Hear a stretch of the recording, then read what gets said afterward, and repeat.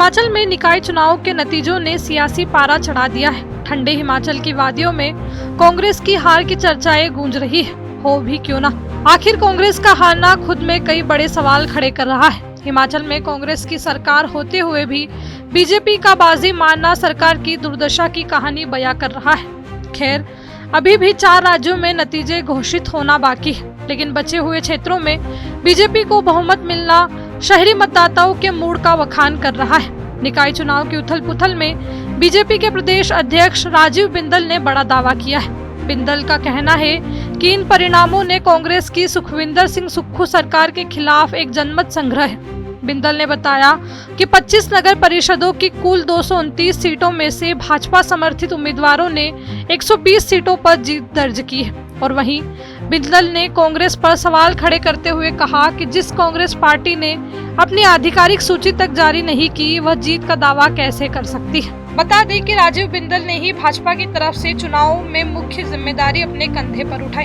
और पार्टी की रणनीति तैयार करने और संगठन को एकजुट रखने का जिम्मा बिंदल का ही था।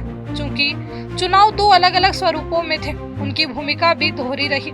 निकायों में चुनाव बिना पार्टी सिंबल के हुए, यहाँ बिंदल का काम अधिक जटिल था। निकाय चुनाव को हिमाचल में अगले साल होने वाले विधानसभा चुनावों से जोड़कर देखा जा रहा है। ऐसे में बिंदल ने इन चुनावों को 2027 के विधानसभा चुनाव की नींव के रूप में देख रहे हैं। उनकी जिम्मेदारी कांग्रेस सरकार की विफलताओं जैसे बिजली की बड़ी दरें और रुकी हुई गारंटियों को स्थानीय मुद्दों के साथ जोड़कर भुनाने की थी, जिसमें बीजेपी कई हद तक खरी उतरी है। निकाय चुनाव तो हो गए और अब तैयारी है 2027 की।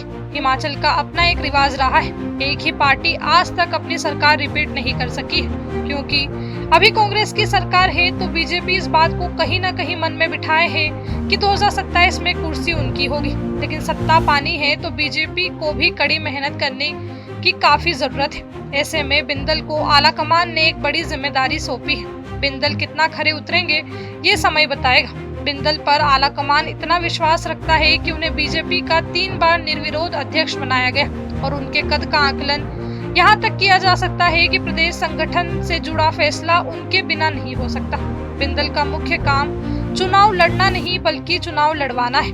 वह भाजपा के चुनावी तंत्र और रणनीति के मास्टरमाइंड माने जाते हैं। लेकिन हो सकता है कि 2027 में बिंदल को अध्यक्ष से ऊपर सीएम फेस के रूप में देखा जाए। एक्सपर्ट की माने तो बीजेपी की परंपरा रही है कि कभी भी चेहरा रिपीट नहीं किया जाता, तो 2027 में बीजेपी की तरफ से सीएम की रेस में बिंदल का नाम आ सकता है। हिमाचल प्रदेश में बिंदल को बीजेपी का चाणक्य कहा जाता है। 2026 के निकाय चुनावों में उन्होंने वार्ड स्तर तक कार्यकर्ताओं को सक्रिय किया, जिसके कारण भाजपा समर्थित उम्मीदवारों ने 25 में से 18 नगर परिषदों में जीत का दावा किया।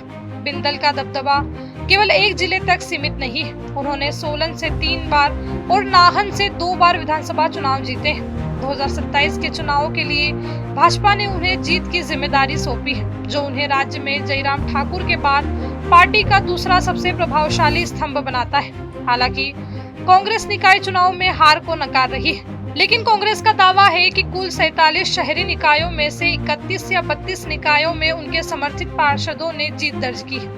कांग्रेस ने कांगड़ा और चंबा जिलों में क्लीन स्वीप का दावा किया है, जहां उन्होंने देहरा, नूरपुर, ज्वालामुखी और शाहपुर जैसे क्षेत्रों में जीत हासिल की। कांग्रेस का कहना है कि जनता ने उनकी कल्याणकारी नीतियों और विकास कार्यों पर मोहर लगाई है। शिमला और सोलन जैसे जिलों के कुछ शहरी वार्डों में भाजपा समर्थित उम्मीदवारों की जीत को कांग्रेस के लिए झटका माना जा रहा है। कई निकायों में किसी भी दल को स्पष्ट बहुमत नहीं मिला है, जिससे निर्दलीय निर्णायक भूमिका में है।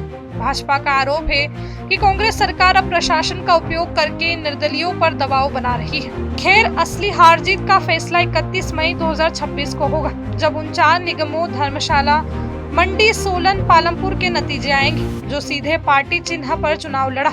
लेकिन कांग्रेस अगर हारती है तो 2027 की राह उसके लिए आसान नहीं होगी और बीजेपी अगर जीतती है तो 2027 में इस मौके को भुनाने में कोई कसर नहीं छोड़ेगी।